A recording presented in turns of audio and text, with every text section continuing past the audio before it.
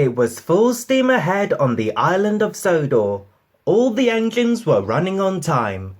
They wanted to finish their work quickly because tonight was Halloween. The engines loved seeing the children in their Halloween costumes, and the engines loved to hear tales of ghostly engines and scary steam trains. That evening, the Fat Controller came to Tidmouth Sheds. He said, They puffed. Percy thought the smelter's yard was spooky. He was worried about his friends. He whistled nervously. Thomas said cheerfully. Added Emily. And they steamed off to the smelter's yard. The sun was setting, and it was getting dark. Puffed Thomas. Sniffed Emily. Added Thomas. Thomas and Emily enjoyed feeling brave. But when they got to the smelter's yard, it was very spooky. Whispered Emily. Hissed Thomas. They puffed slowly through the piles of jagged steel and twisted scrap. The air grew hotter and smoke grew thicker. Harry and Bert were lurking nearby. The two Diesels saw the chance to scare a couple of steamies.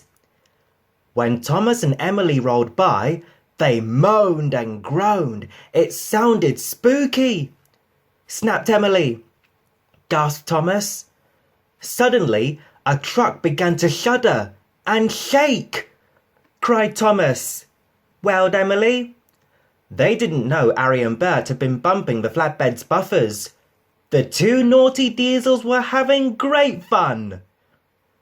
Thomas and Emily pulled up to the smelting shed. They gasped at the ghostly shadows and fizzing sparks. Their wheels felt as if they were frozen, but they had to go inside. Quaked Thomas. Quivered Emily. And they both rolled slowly into the smelting shed. Inside, chains clanked and strange shadows danced across the walls. Thomas puffed, but it was spooky. Emily was turning round, ready to shunt some trucks. A great whoosh of sparks lit up the shed. Cried Emily. Emily was scared. She didn't notice the huge white tarpaulin. It fell, covering her from funnel to footplate. She steamed away as fast as her pistons could pump. Thomas thought Emily was the ghost, and he raced out of the smelting shed. Cried Thomas. Harry and Bert thought Emily was the ghost too, and they raced away. Thomas was right behind them, and Emily was right behind Thomas. Emily cried. Harry, Bert, Thomas and Emily raced towards Tidmouth Sheds.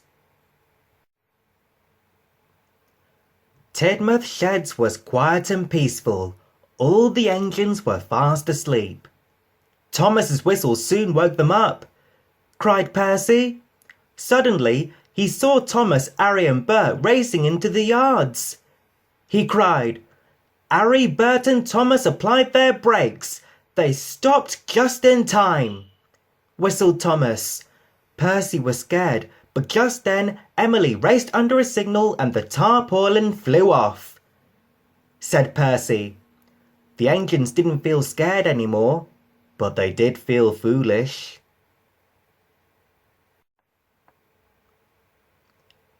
The Fat Controller arrived wearing his pajamas. He boomed. Cried Thomas. Said Emily. Added Thomas. The Fat Controller looked at Harry and Bert. He asked sternly. Bert mumbled. Said the Fat Controller. Said Harry and Bert. And they rumbled away. Whenever Thomas and Emily went back to the smelter's yard, they knew there was nothing to be afraid of. After all, there is no such thing as ghosts.